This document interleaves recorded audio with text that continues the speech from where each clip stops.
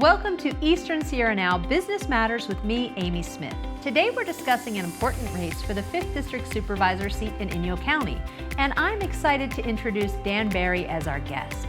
Dan's deep roots in Lone Pine, background in public agency risk management, and commitment to sustainable growth and local business support make him a key figure in this race. The 5th District covers a significant portion of southern Inyo County, including the communities of Lone Pine, Olancha, and Independence, each with unique needs and priorities. A quick note to our viewers, if you are interested in advertising on our show, please reach out. And of course, don't forget to share, like, and subscribe to keep these important conversations alive.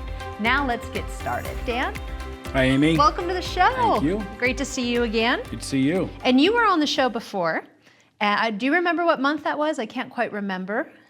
Well, it must have been February. I think it was January, February. February in there, because March was the primary election. Yes, and congratulations. Thank you. you. You've made it through the primary, and now we're leading into the general election.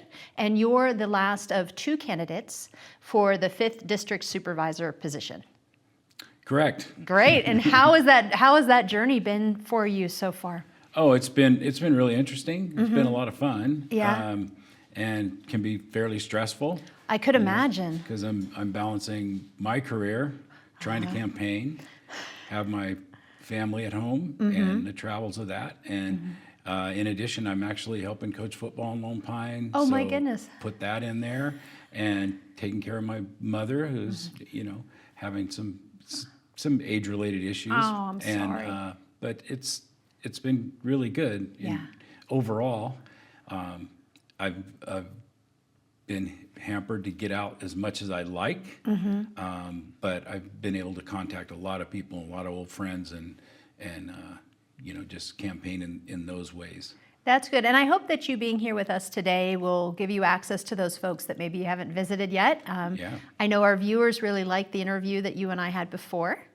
And fortunately, we've changed the structure. That interview, there was just a minute to answer your questions. And what I found in talking to you was there was a lot more information that I wanted to get from you. So thank you for coming back, and thank you for visiting us today. If you're ready, let's jump into some more questions. Yeah, let's go. All right, great, thank you.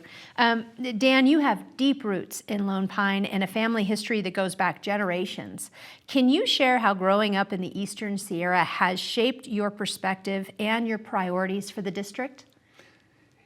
Yeah, from my family, I always heard stories that go way back about Lone Pine and about the Eastern Sierra and about Death Valley, and my grandfather was always very involved in Death Valley days, and there was just a deep heritage, and I always heard about it and I always learned about it.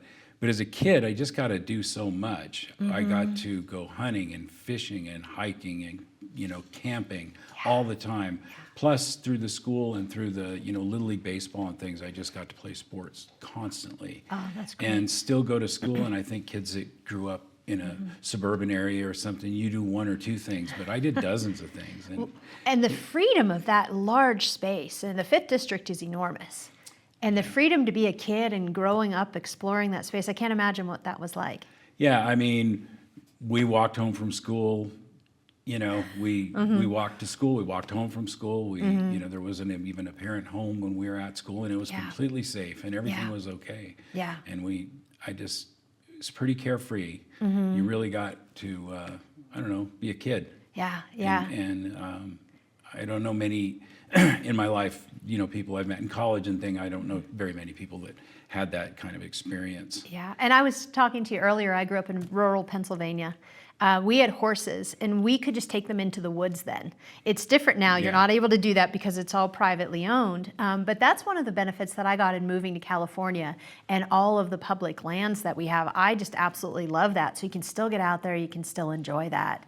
Yeah, we just grab a fishing pole and walk Yep. up to the creeks on the Sierra side and fish for trout, or else walk down to the river and those ponds and fish for warm water fish, bass and catfish and stuff like that. And even we walked out of the house with our guns and went duck hunting. We could do that from my mom's house. You could target practice from the backyard because it was just woods behind her. So I really I really loved that. You know, and then you grow up, you get out of the house, you go away to college, and now it's just very different because everything's more competitive, and you got to learn to compete at everything you do. Yes. You got to learn to compete at college for classes. If I played football in college, I had to compete every day for that. Then you get in the business world, and it's competitive. And so I think so I had that, you know, that beautiful sort of soft growing up background, and then the harder background of, you know, of getting out in the congestion. Yes, congestion's a good word for it. A lot of noise, I think, is happening today. And I know for me, I can always fall back to those quiet days, to being in the woods, and to the skill that it took to go hunting and go fishing and things like that. It's brought a calmness to me and a focus for me. So, and you have kids, am I right? I do. I have 4. Yeah. And I have 4, and the oldest is 19. Wow. And he's doing wonderful. He's an architect major at Benedictine College in Atchison, Kansas. Wow. And he's been on the honor roll the whole time. And I've got a daughter that's a senior in high school at Lone Pine. And then I have an 11-year-old and a 9-year-old that are at Low Inyo Elementary School. So you are busy. Very busy. You are. You mentioned you're a football coach. I'm helping at Lone Pine. Years ago, I was the head football coach at Lone Pine in the 90s, and then I've moved back and I'm helping out. And Brian Ashley's the head coach and does a great job. And I really enjoy that. I really, really enjoy that. And you know, I was fortunate enough to play in college, and it just kind of gives me a background. I feel like I can give those kids, you know, a different perspective on it. A more professional level of sport than maybe what they're used to. Yeah, maybe just the experience. I think you can just share those experiences and your knowledge in it, you know, and it helps them. But really good kids. Oh, you know, yeah. Really good kids. And now, and your children that you raised here in the area, did you raise them doing some of the same things that you did when you were growing up? Were they hunting and fishing with you, or did they have a different path than you No, had? a little different because we just moved back here about 4.5 years ago. Oh, so it's fairly. So a lot of their growing up was in a suburban area, and they had some really great times too. Because believe it or not, where we lived in Chico, we had a really traditional old neighborhood full of kids. Oh, that's great. And so they, you know, did that, and then we moved here, and you know, there's less kids to play with. Yeah. But I think they do a lot of pretty typical things.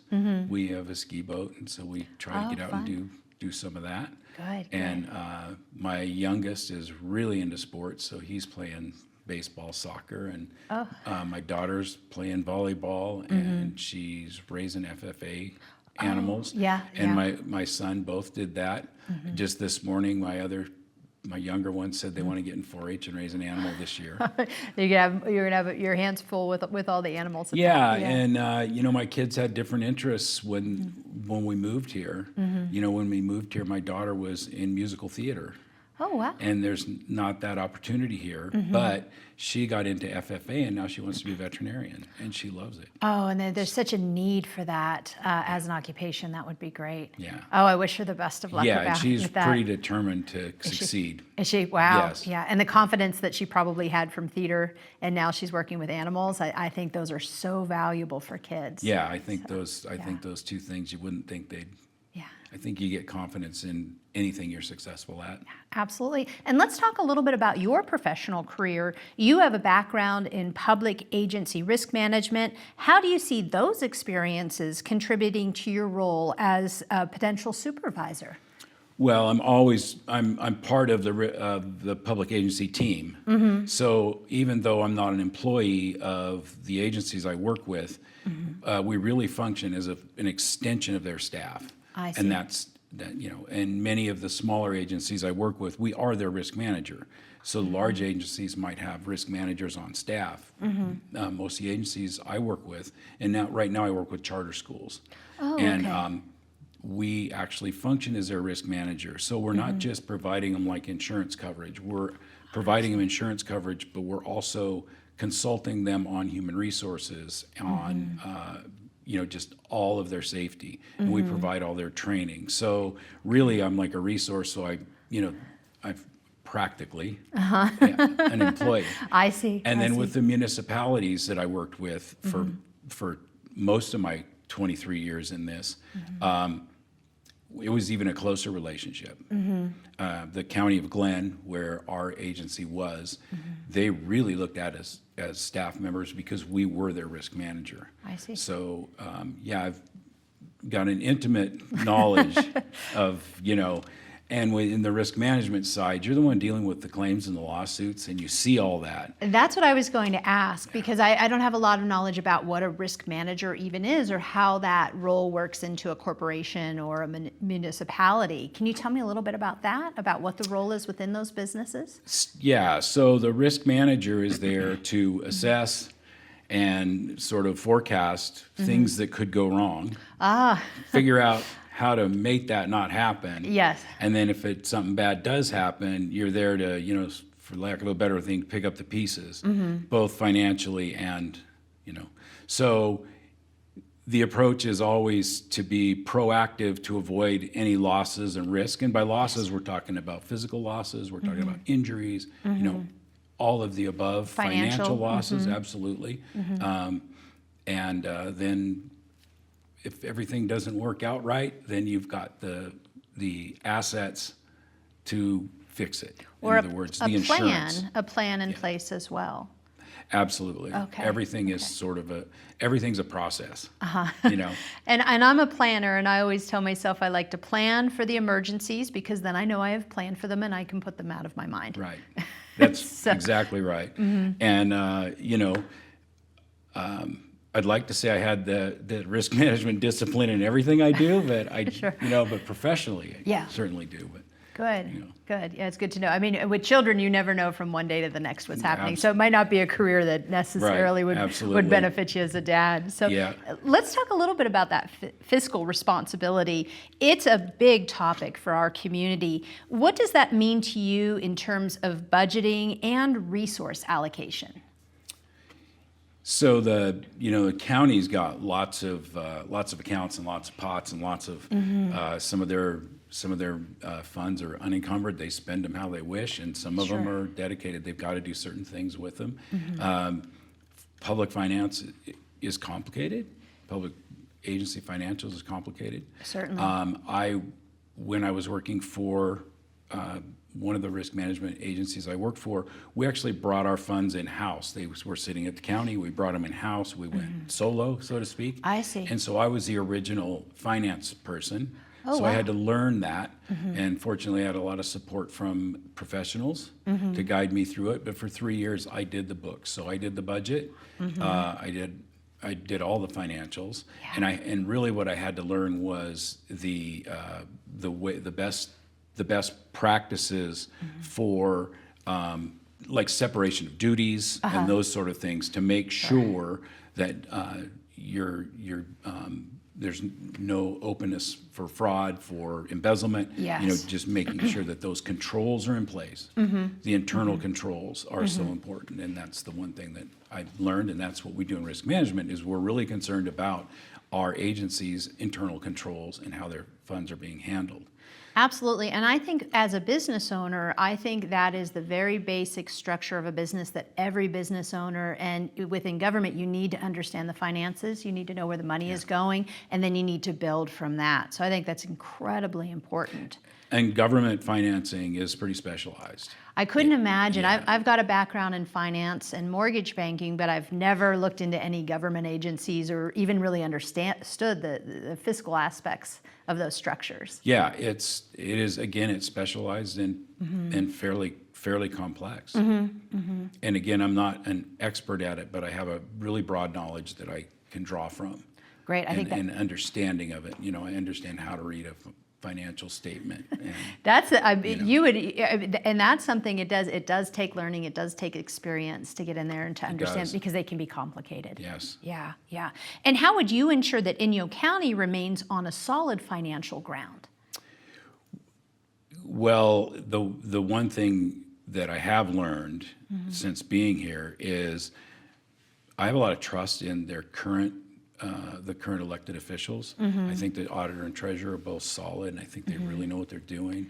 And that's that's really important. Absolutely. And then, going from there, you've really got to listen to them. You've got to listen to them. But at the same time, you've got to have kind of an eye to know if there's something that you should be suspicious of. Sure. But based on my knowledge of them, I've been impressed with the way they handle themselves and the way they address the board. Yeah, and I've been talking to a lot of political candidates this season, and that is one consensus that I've heard over and over from each candidate or each member that's currently on a board or the incumbents as well. So I think as a community, that's so valuable to have trust in those people.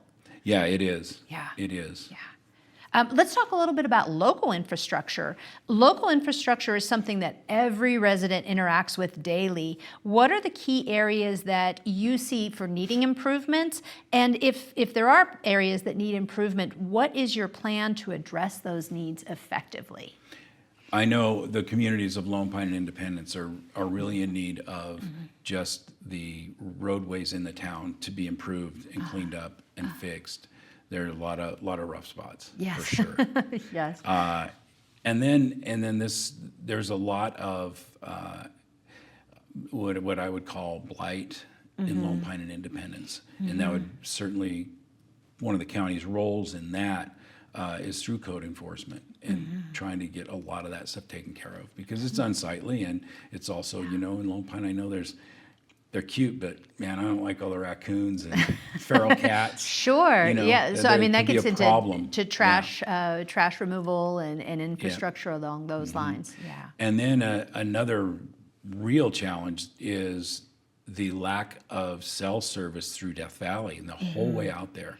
And I think it's a safety issue. I think it's, we've come to rely on those devices and on having service. And there's very little service out there.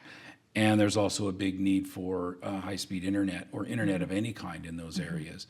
I understand that there's projects in place or ready that to address that.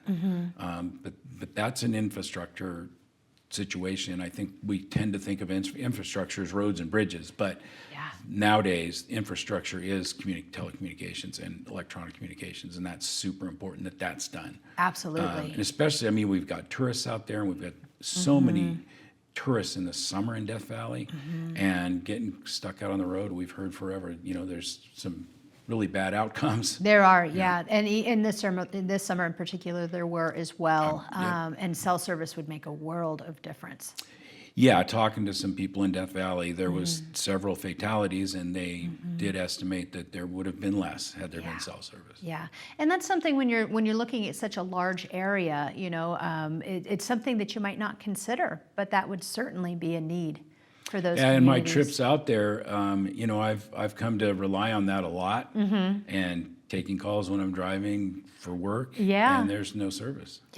Yeah. No, certainly something in an emergency, you would certainly want to be able to make a phone call. Yeah, and I know a lot of people might think, I am in a national park. I'd be kind of nice to not have cell service, but from a safety standpoint. Yeah. Well, I think the world that we live in today, and too, for the community members that are there, even just educationally, for emergency services, everything comes through Wi-Fi or an internet connection now. Yeah, the EMS services out there, they've got radios, but they would benefit from, cell phones as well. Yeah, absolutely. Let's talk a little bit about growth. Sustainable growth can mean different things to different people. How do you define sustainable growth for District 5, and how would you balance the district's development with preserving that natural and cultural character that we all love so much? Yeah, we need some. The demographics have changed dramatically. Lone Pine, for example, is roughly the same size as it's been for many years. Right now, this year, the enrollment at Lone Pine High School is 88. 88. And with the same population at other times, that enrollment was closer to 200. Oh, wow. So you think the demographic, the age of the residents is changing? Oh, I see. Definitely. Okay. And I think it's just it's natural that it's more sustainable if we've got young people that are going to replace people in the workforce. Yeah. And something I bring up a lot in this campaign, and this is a lot of the reason I got to this because I'm really interested in trying to solve this problem. There are a lot of good jobs in Lone Pine and in Southern Sierra and all throughout the district that are held by people that don't live in the district. Yeah. And given proper housing, I think they would live in the district. I think they would choose to do so, but that option doesn't exist. We talk a lot about the 75 acres, that the DWP is supposed to give up. It's not a suggestion. It's part of the long-term water agreement that they have to do so. And hopefully we can get that done and get some, multiple types of housing. I think some nicer multifamily housing would be great, and then also some single-family housing. Yes. Where somebody could move their family here and take Exactly. advantage of the schools and the sports and allowing your children to grow up in an area where you do have access to all this beautiful space. Yeah, and we've got a lot of people that are living here temporarily in the trailer parks. And in the RV parks, I should say. And they're actually long-term in the RV parks, and they come up during the week, and then they go back to Southern California or wherever. And it's not like they're working here for 6 months. They're working here for years. And these are professionals. I know that there are Yes. nurses within the hospitals That's and their medical yes. staff that is their only option for housing. Yeah, the Lone Pine Southern Inyo Hospital and even Northern Inyo, they have a high percentage of travelers. And there's nothing wrong with that, except it would be nice if they were permanent residents. It would be, and part of the community, and their kids could be part of the Exactly. community. Because obviously, if they're traveling this far, they're staying here on a weekly basis, there's a benefit to being here. So, Yes. how do you think we can address that housing issue? Do you think it is the 75 acres that DWP owns, or That's a piece. part That's a of it? piece, but there's got to be more. I know there's developable land in Atlanta right now, in Cartago. There's lots for sale. There are some. There's a small inventory of single-family homes all the time in Lone Pine, but most of the time they're not affordable to a family that's trying to get up and running. Yeah. And for me personally, and I know a lot of people have this exact same story, buying a house was the best financial thing that ever happened to them because it appreciates, and then your next house is a little nicer, and you just keep Yes. moving up that ladder. And that mobility, I just want that for everybody. I do as well. It's that starter house that I think it's missing in our area. My son is 18 years old, so he recently graduated high school, and he's looking at where he wants to live long term, and that's something that is concerning him, is the fact that there is no starter house any longer where you could get in there and, as a young person, put the elbow grease in. But that's not an option really, with the prices, or maybe there's starter homes, but they're at a higher priced, And a lot of people, they're coming from Southern California where the housing prices are really high, and they can sell their house that they bought 30 years ago, and just the proceeds from the appreciation, they can pay cash for homes here. Yeah. And it's hard to compete with that because It it is. does drive the price up. Certainly. And I really am for private property rights. I think that's so important. But I wish we could, without infringing on anybody's rights, Yes. get a market that was, appropriate for here. And easier for folks to jump in at different levels, wherever they may be. We hear a lot about ADUs today. Is there an opportunity for ADUs in Lone Pine and in District 5? Do you see a need for that? And I think one of the challenges in Lone Pine is, especially in the town proper and Independence as well, the lots are small. They are small there, yes. And how they plotted that, I have no idea. They but are very small, I have a feeling- especially when there's so much land around the Exactly. community that they put those, I have a feeling that the Department of Water and Power might have had some influence in that, just putting to the keep population things- to a smaller footprint, Yeah, and so that's a challenge with those. Now, in the Alabama Hills, where they're 1 acre minimums, plenty of opportunity there. And I think Independence Town has little larger lots. And then you go into the other part of the county, Charleston View, which is on the Nevada border, that is a huge opportunity there. Is it? I don't think I've ever been there. Yeah, there's more private land there than anywhere else. There's more wow. private lots. And it's developable. There would need to be some changes because it's a little rough. but that is absolutely an opportunity. Good to know. And that would There's be water there? revenue, yeah. Oh, that's key. And that would be Yeah. great because it'd be revenue, you know, and really getting the tax base up. But Right. most of someone that lived there would probably be working in Nevada. Yeah, I 'Cause it's see. probably half an hour from Vegas. Oh my It's goodness. all the way down at the edge. Oh, wow. Yeah, yeah. I need to do a little more exploring in the communities. We were talking about Darwin earlier, and I love Death Valley. It's one of my favorite places to go, but I have to step off that beaten path and check out some of those communities. Yeah, Darwin's a really interesting community, and it's Yeah. an old community, and the history there is just amazing and rich. And Keeler as well. Yes. Both yeah. of those towns are just, and when growing up, we spent a lot of time out there. Oh, did Just you? exploring, yeah. Yeah. We'd just go out there. Yeah. And there was also a lot of people there, so I had a lot of friends there. The kids from Darwin had that 40-minute, 50-minute bus ride in every day. To your school. Yeah, so you're all in the same high school together. Yeah, Yeah. yep. And they had schools there. So there was Darwin and Keeler both had maybe K through 3. Okay. And then come 4th grade, they started busing into Lone Pine. And Olancha School was even bigger, and they had a K through 6 Oh, I in didn't know. Olancha, and all those people bust into Lone Pine when I was growing up, and those schools are gone. That's what I was going to ask. They're not there. They're not there any longer. No. Yeah. And do you think it's because the population has aged and they don't have the need for the school, or you think busing Yes. has just become okay? Well, yeah. those towns have atrophied altogether. They're much smaller, not just the demographics, but they're much smaller. Yeah. I was out in Death Valley, and Death Valley, they're talking about maybe 30 kids in the whole school district, where in the 80s they had several hundred kids My in the goodness. Death Valley School District. Yeah. So it's completely gone that direction. And there's some of that everywhere in the country, but not near as dramatic as it is here. And I have a lot of interest in kids and youth. You know.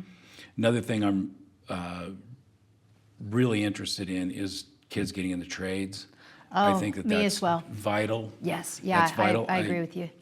I work in the charter schools, and the charter school movement is really focused on academics and getting kids to college. Yes. And there is some movement in the direction toward the trades, but not as much as I'd like to see. I'm with you on that. I have a contracting business where we are installing solar and battery backups and things like that. It's very difficult to find new employees that are interested in starting a path towards possibly becoming an electrician or a contractor and bringing them in at the lower levels and bringing them, up to a point where they could become a licensed contractor.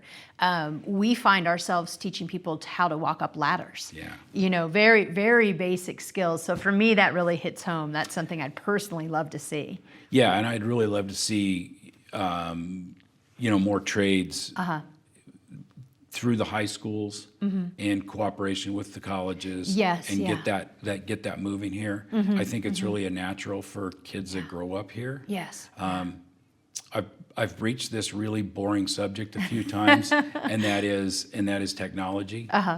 And with technology, and I've shared this, 10 or 15 years ago, I was doing this same job, and I had 4 people answering to me. And now I'm doing the same job without anybody answering to me, because we don't need that. Technology's come that far that I can Yes. do my job so much easier based on the technology. And then, the AI stuff is technology on steroids. It's going to be, it's already over the top. It is. And I'm utilizing that within my business just for communication. And now I have that office assistant that I haven't had, where I'm wearing all of those hats, and I'm actually finding myself more in the field.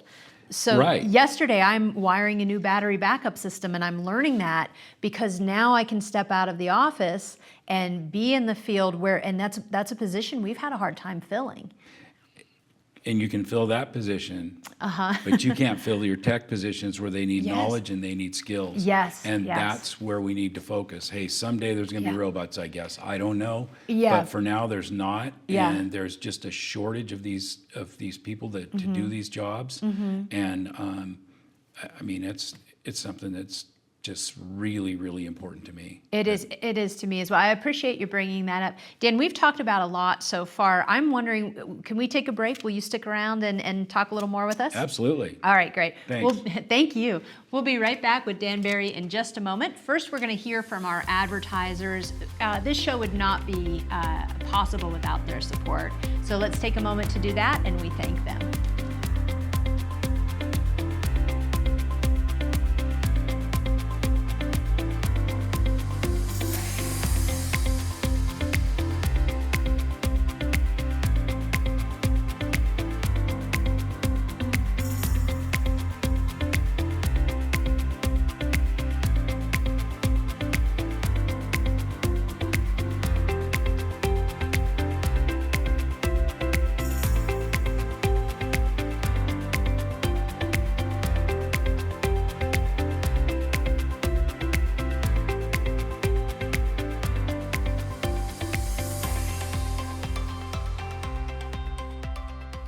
Welcome back to Eastern Sierra Now Business Matters with me, Amy Smith, and Dan Barry. Dan, thank you so much for sticking around.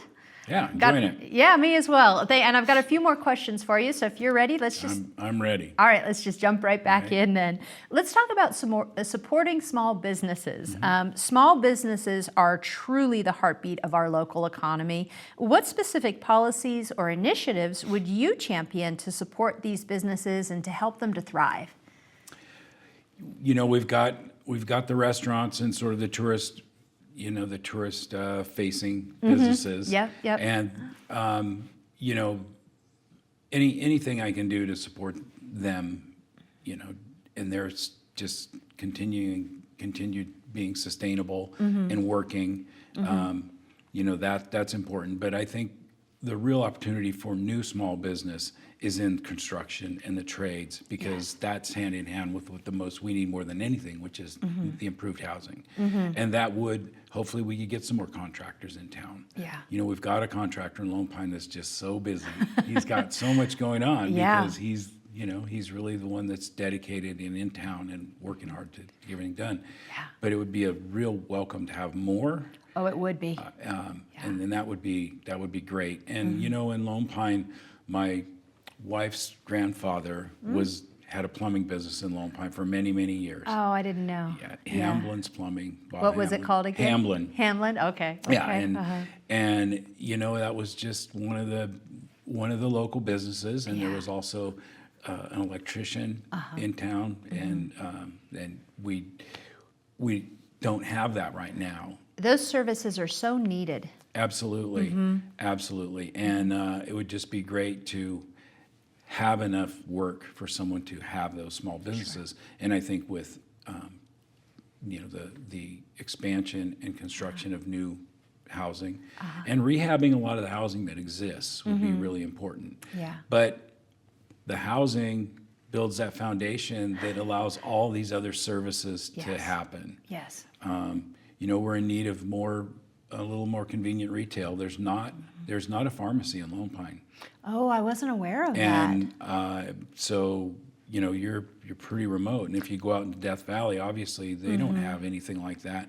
And they have to go to Nevada to Pahrump or Vegas or mail order. And, you know, as amazing as Amazon is giving you stuff, I would prefer not having trucks all over the road dropping stuff off in your yard and living that way. Sure, especially when you're talking about a pharmacy, medications and things like that, those really important needs that people have. Where do Lone Pine residents go to fill prescriptions and to do their shopping? Are they coming into the Bishop area, or are they going a little further south? Well, they go to Ridgecrest a lot, you know, and Bishop as well.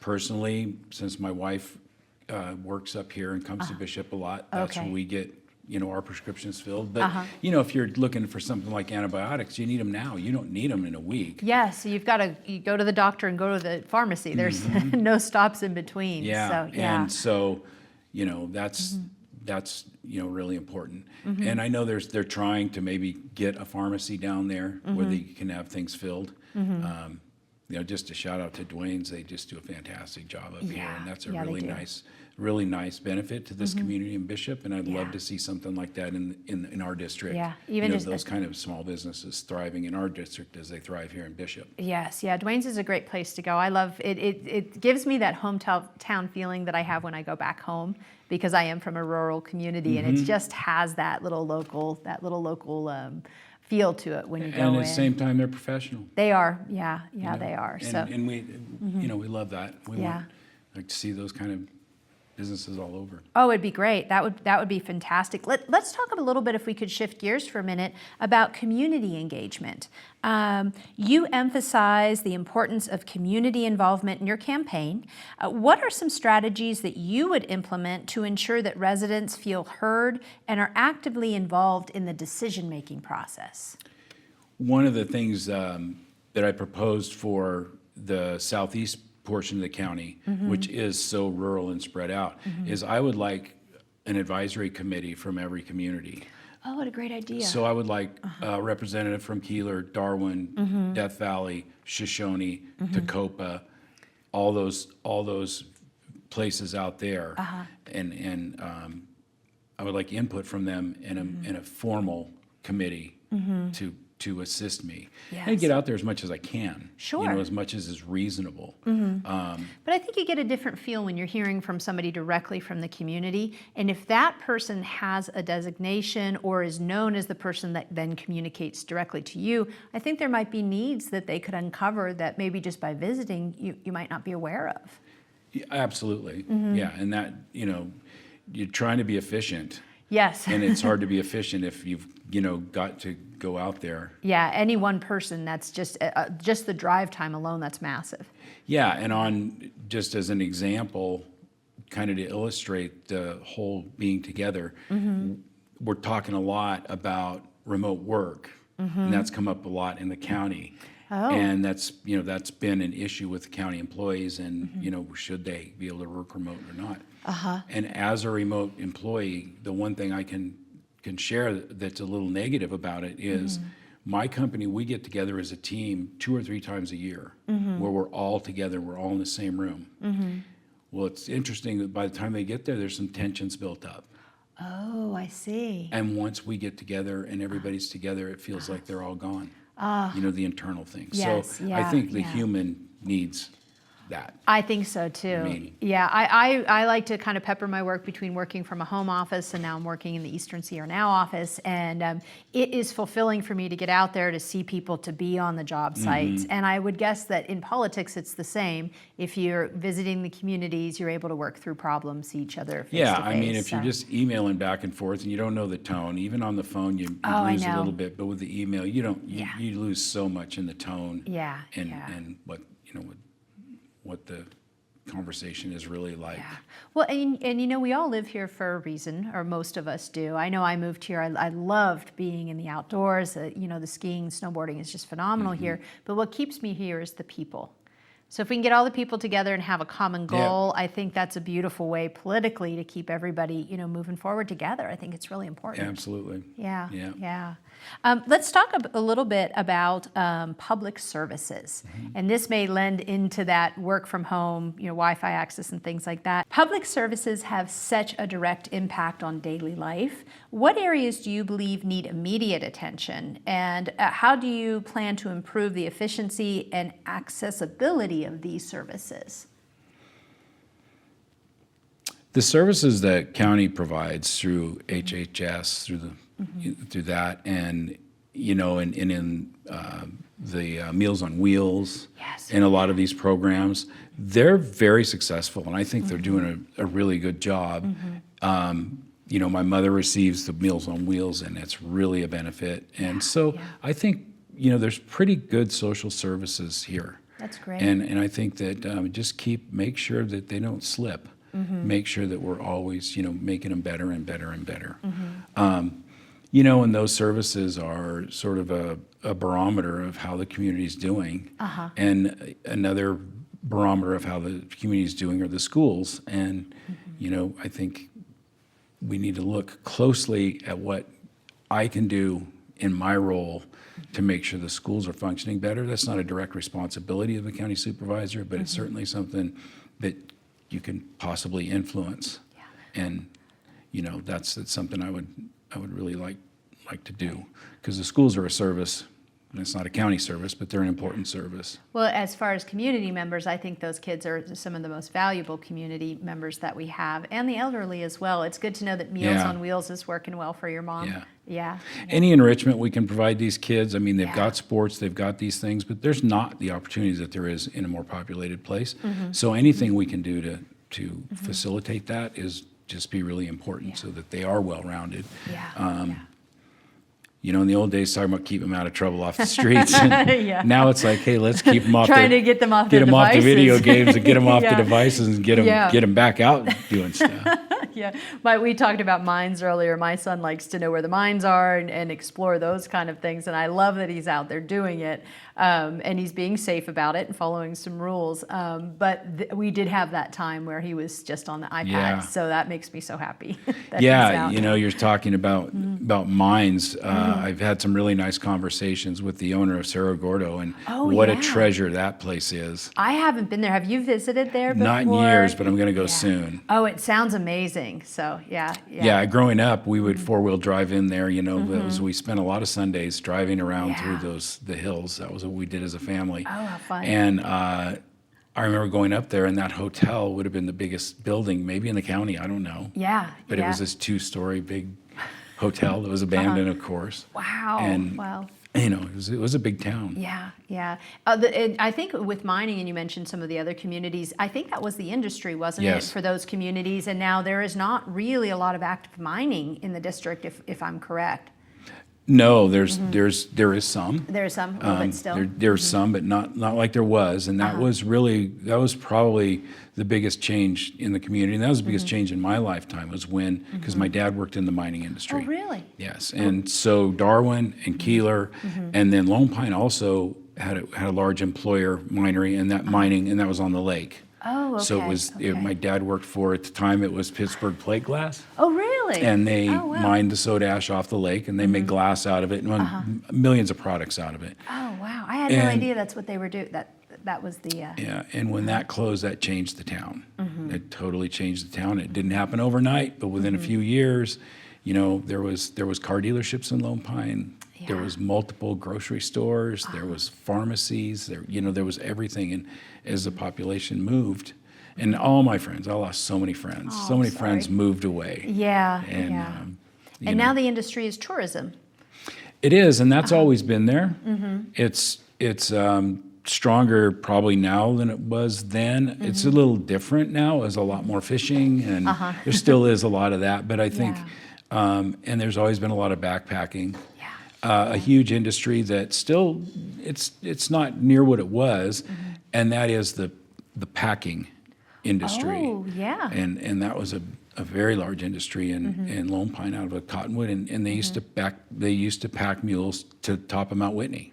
Oh my gosh, I couldn't imagine. That's how most people scaled it. Wow. Was sitting on an animal instead of climbing. I've climbed Mount Whitney a few times, and there is, when you do the hiking route, there's an area that you walk. It's kind of where the needles that you see from Lone Pine, and it's exposure on both sides. I mean, you're probably looking 30 to 100 feet down at least. I couldn't imagine being on a mule or a horse and looking down. That would be terrifying. Yeah, I'd rather walk that part. That's how it was done. Oh, wow. If you look at the history with one of the things Father Crowley did, among all the things he did, he was quite the showman. He did a Catholic Mass on the top of Mount Whitney. Oh, wow. And the pictures of him doing Catholic Mass with the hair blowing back, and there's a mule right there. And there's a mule standing up there. I saw a dog there once that had gone up the Mountaineers route, and it was pretty fascinating to see that a dog, I don't think it was supposed to be there, but it was up walking around. But I need to find that picture. I need to see that. Yeah. No, I mean, that mountain in the Whitney Portal is a treasure to Lone Pine. It really is. And Onion Valley is a treasure to Independence, and Death Valley is a treasure in its own. And the whole place is a treasure. So that is something we really take for granted, that we're in the midst of that. Oh, I feel we're so lucky to have all of those amazing, majestic peaks all around us. So, and so the tourism industry, I feel like it doesn't need babysitting. No, it's good. You know, it can handle Yes. itself. Yeah. You know, let the market drive it. Yes, yeah. know. But we need to support those businesses and support the Absolutely. people that live here, that bring the tourists in and out, and that support the tourists while we're here. So And, you know, we saw in COVID, it goes dry. Yes. And that, you know, and in a big economic downturn can really hurt tourism. And that's why we need some more sustainable type thing, because really the big industries are tourism and government. You know, we've got a lot of civil service jobs. There's nothing wrong with that. But No, that's do great. need a balance. Yes. So it's more sustainable. Yes, absolutely. Dan, I've got just one more question for you. Can you stick around? We'll Sure. take a quick break. All right. We'll be right back in a moment with Dan Barry running for the 5th District Supervisor position of Inyo County.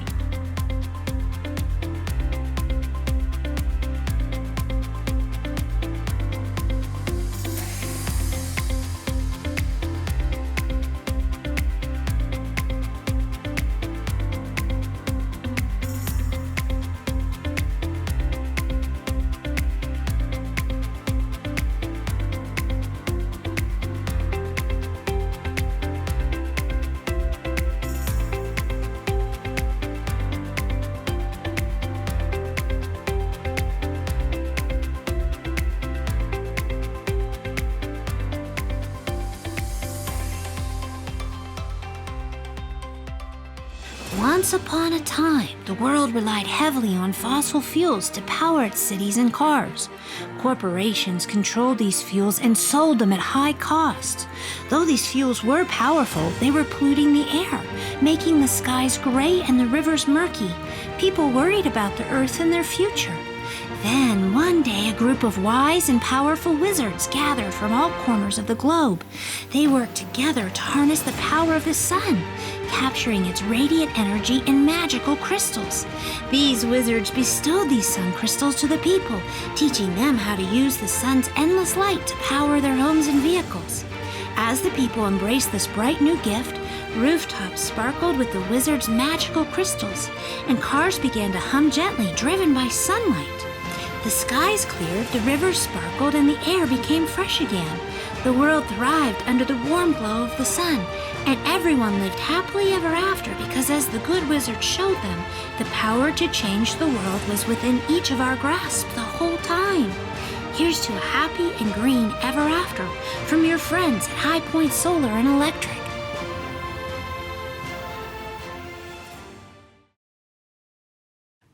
Welcome back to Eastern Sierra Now's Business Matter with Amy Smith and Dan Barry. Dan, thank you for sticking around. I wanted to wrap up our conversation with really 2 points. First off, what is your long-term vision for District 5, and how do you plan to enhance the quality of the life of residents? And if you are elected, what would be your top priorities in your first year as supervisor? So let's look at a long-term goal and some short-term goals as well. You know, I spend a lot of time reflecting on the way things used to be. And I know that that's not possible. It's not going to be exactly like that. But I've lived in other communities that where the sustainability, especially from having more families and more long-term sustainable jobs, and that's my vision, is to see more of that. And at the same time, address the current needs because they're not going away. I would love to see more options for long-term care for our elderly. You know, we've got the Southern Inyo Hospital and their long-term and their skilled nursing facility, and they work really hard and they really, really do a good job. But I'd like to see more options for that. Maybe something a little more transition, like you see a lot. There's a lot of transitional type long-term care where you go in there, you might be at the point in your life where you're just traveling and you just want to go. But you can stay in that same facility as you age and get older and it all the way to hospice. And that's I would love to see, those kind of opportunities. And then obviously if we can get more families and we can get the schools, a little higher enrollment would be really beneficial because you've got more options. Because one thing, you've got more money. If you got higher ADA, you got more money, you got more options. And that would be, really important. Maintain the tourism and keep that sustainable as well. I know that when they opened the Alabama Hills Preserve, I think there was a learning curve there. We went through a time where the people there weren't treating it very, very well, and they've learned from that, and they organized and they're moving forward. And I'd like to see that continue. Out in the South County, there's the Amargosa Preserve. They're trying to do a very similar thing. Oh, okay. And again, that will draw a lot more tourism to that area and more opportunity out there for their local businesses to grow. There's multiple spas from the hot springs out in Tacoma. Oh, okay. And they're doing pretty well, but maybe they'll do even better. With and all those businesses and the restaurants out there.